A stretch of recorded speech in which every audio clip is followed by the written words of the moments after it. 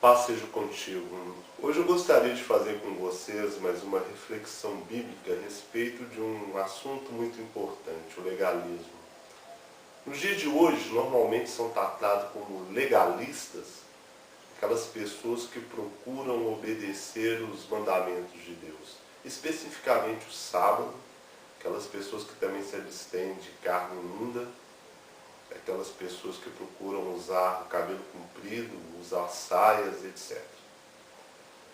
Mas existe nesse meio evangélico um grande preconceito em relação a isso.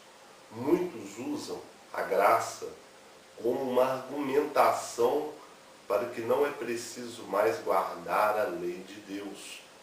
Mas vamos ver o que a Bíblia nos diz a este respeito. Muitos alegam, afirmam que a lei foi abolida. Mas vamos ver aqui dentro da Bíblia Sagrada o que a palavra de Deus nos diz. Veja bem, se a lei tivesse sido abolida, Paulo jamais teria dito isso. Eu quero falar uma coisa para vocês, outra coisa do preconceito. As pessoas que guardam a lei de Deus, principalmente o sábado, elas são taxadas como seitas, que fazem parte de seitas. Mas vamos ver aqui o que a Bíblia nos diz no livro de Atos, capítulo 24, versículo 14. Nos diz assim, o apóstolo Paulo nos diz assim: mas confesso-te isto, que conforme aquele caminho que chamam de seita, assim sirvo ao Deus dos meus pais, crendo tudo no que está escrito, na lei e nos profetas.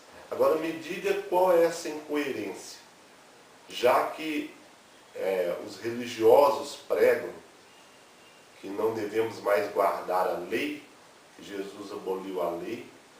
Então por que Paulo diz que ele guarda tudo conforme o que está escrito na lei e nos profetas? Assim ele segue o Deus de seus pais. Não há uma grande coerência em relação a isso? Como que a lei poderia ter sido abolida? Então quer dizer que Paulo não seguia a vontade de Deus, ele não era um servo de Deus? É isso que essas pessoas estão dizendo. As pessoas, para poder defender os seus interesses religiosos, elas não têm um temor de Deus para poder falar contrário à palavra de Deus, para poder querer deturpar a mente das pessoas que realmente querem aprender a palavra. O que interessa é chegar aos seus objetivos, o que interessa é fazer número de pessoas, o que interessa é a arrecadação de dízimos e ofertas. Não estamos vendo interesse dentro da palavra de Deus. Mas eu quero ir mais além com vocês aqui dentro da palavra. Eu queria ler para vocês também aqui o que está escrito no livro de Mateus, capítulo 5, versículo 17. Aqui nós vemos uma declaração dada pelo próprio Senhor Jesus, uma coisa muito importante. O Senhor Jesus, ele nos diz aqui no livro de Mateus, capítulo 5, versículo 17. Não cuideis que vim destruir a lei ou os profetas. Não vim abrogar, mas vim cumprir. O Senhor Jesus, ele veio dizer aqui que não veio abolir a lei, mas ele veio cumpri-la. E cumprir para quê? Para nos dar exemplo. Nós podemos ver que dentro da antiga lei dos judeus, das 613 leis, aquilo que realmente foi mudado através do sacrifício de Jesus era tudo que se referia à morte imediata do ser humano por causa do pecado. Mas nós vemos que existem muitas outras coisas que ainda têm validade nos nossos dias. Eu vou provar para você isso. É importante nós estarmos bem atentos antes de falarmos contra a lei de Deus. Porque podemos estarmos correndo o risco de estarmos pecando seriamente contra Deus. Você acha que qual é a utilidade da lei? Você acha que a lei ela é ruim? A lei ela não tem utilidade, ela não é boa para você? Ninguém aqui é bobo de achar que nós fomos ser salvos por causa da lei. A lei não salva ninguém. Mas é o cumprimento da lei é que mostra que somos salvos.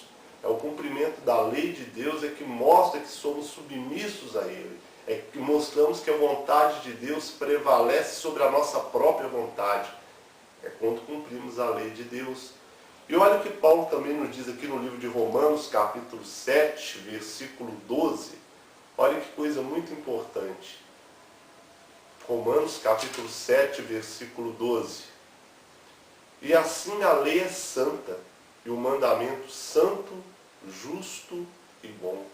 A lei, ela é santa. Como que você pode ir contra algo que é santo? E aqui está falando do mandamento, os mandamentos de Deus, santo, justo e bom. Todos aqueles que taxam, aqueles que guardam a lei de legalista, são legalistas do mesmo jeito. E eu vou provar isso para você. O Silas Malafaia, que pregou tanto contra o legalismo, já que ele está travando uma guerra grandiosa ali com os homossexuais. Está na lei de que o homem não deve deitar com ele está defendendo a lei, ele não é um legalista, ele está cumprindo a lei. Se não precisa mais guardar a lei, para que implicar com os homossexuais? Para quê?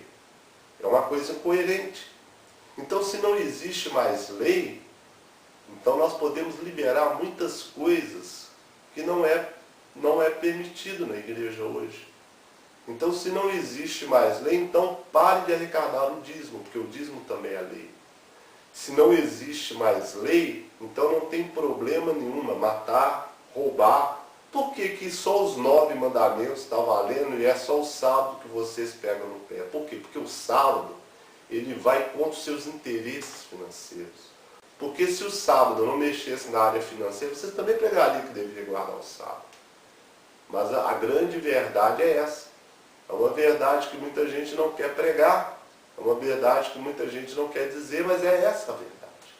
O mundo religioso não prega o sábado, a guarda do sábado, porque eles sabem que é verdadeiro, os pastores sabem disso. Mas eles negam por quê? Porque os seus interesses financeiros estão acima da vontade de Deus. Essa é a grande verdade. Então, como que você pode acreditar, você que está me assistindo, nessas pessoas que falam contra a lei de Deus, que falam contra o mandamento de Deus, sendo que nós vimos aqui Paulo dizendo que a lei é santa e o mandamento justo e bom. Como que nós podemos acreditar a lei nessas pessoas que pregam contra uma coisa que a própria palavra de Deus está dizendo que é santa?